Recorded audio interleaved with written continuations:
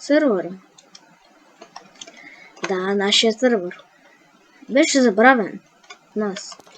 И от вас също. Да. Добре, защо сега и се опитвате да ме развърнете видеото? И затова лятото ще качваме по-често. Да. Ето го сървъра. Там трябваше да има някакви работи, ама както и е. Ето го целият сървър. Може би някой го помни, може би някой не.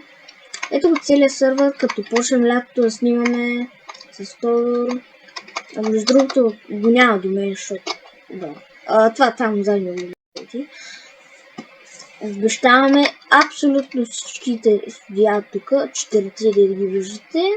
Дневницата съм я направил, аз скоро съм влизал, тъй като училището нали там знаете и имам. Лятото ще качваме. Уредиците ще се върнат, кухнята на Тошко, значи така беше.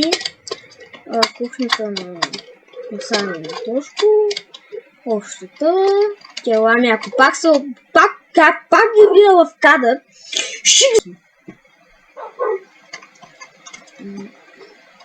Бийка на ни. Тук...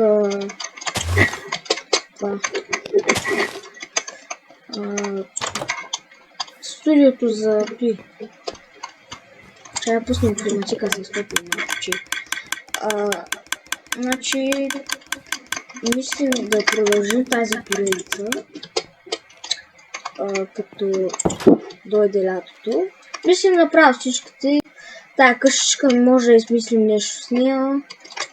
И тая също, тъй като е така просто не можем да снимаме. Само лятото.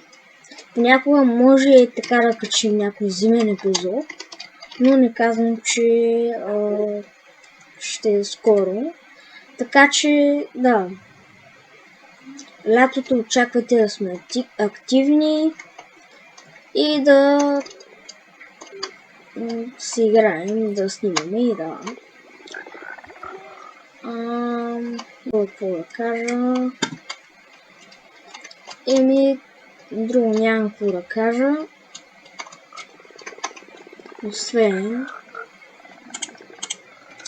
като за последно